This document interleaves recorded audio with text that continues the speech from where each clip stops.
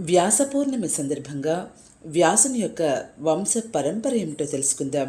Please watch, like, share and subscribe Chaganti మల్తే తెలుగు. వశిష్ఠ మహర్షి యొక్క కుమారుడు శక్తి. శక్తి కుమారుడు పరాశరుడు.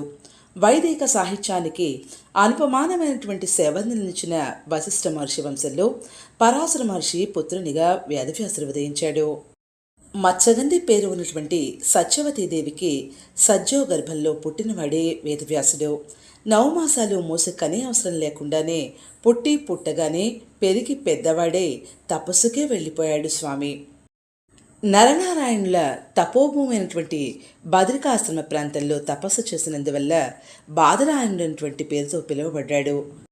పంచమ వేదమైనటువంటి మహాభారత రచనకు ఉపక్రమించేటువంటి సందర్భంలో భారతంలో లేనిది ఈ భూమిపైనే లేదు, ఈ భూమిపై ఉన్నదంతా కూడా భారతంలో ఉంది అని శపథం చేసి మహాభారత ఇతిహాసాన్ని మహాకావ్యంగా అసాధారణ ప్రతిభతో తీర్చిదిద్దాడు వేదవ్యాసుడు. చిరంజీవుల్లో ఒకరైనటువంటి వేదవ్యాసుణ్ణి కలియుగం ప్రవేశించిన తరువాత కూడా దర్శనం చేసినటువంటి పరమపురుషులు ఎందరో ఉన్నారు. వారిలో ముఖ్యులు జగద్గురు ఆదిశంకరాచార్యుల వారు. చకార కుక్షి అంటూ మేలమాడినటువంటి మహాకవి కాళిదాసు కూడా వేదవ్యాసుని దర్శించినట్లు చాటు శ్లోకంలో ప్రచారంలో ఉంది.